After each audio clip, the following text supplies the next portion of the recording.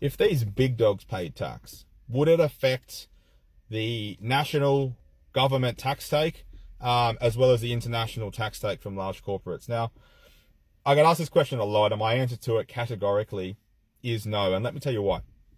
So tax in Australia, for instance, is based upon the concept of individuals will eventually receive the money. The basic structures we've got is a trust where it's semi-transparent and that the distributions usually go to the beneficiaries. And we've got companies which do not have to make distributions. However, if they choose to, the recipient will most commonly get a tax credit based on the tax already paid by the company, and they'll be assessed on the whole amount, and they may pay more or less tax than the credit that they received.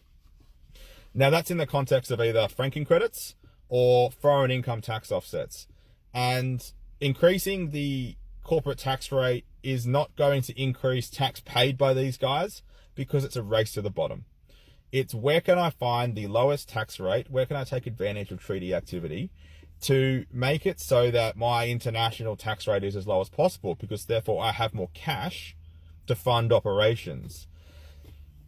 Instead, I actually take the opposite stance, and I say a lower in Australian corporate tax rate will actually encourage further activity in this country that can be captured to some extent with less complexity, and it would also promote employment in Australia, where they'll have more staff on the ground. Instead of having skeleton staff in Australia to not make a permanent establishment or whatever, you'll actually have more and more people here the lower your tax rate gets. Now, it's not going to get to the level of island nations, which is effectively zero, but it will help us be more competitive when they are thinking of putting teams on the ground.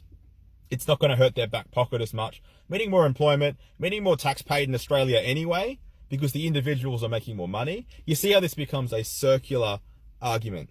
All we can really take away from this is that tax policy is really fucking hard. People work really hard to find a solution. Most commonly in Australia, we try new solutions. They don't always work.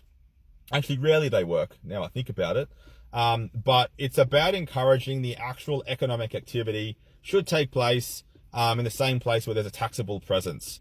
And we are just trying to get our fair share. And for the most part, I think we're already getting it, is my opinion. But I think raising the rates or lowering the rates isn't really going to change the status quo, because really we tax real people.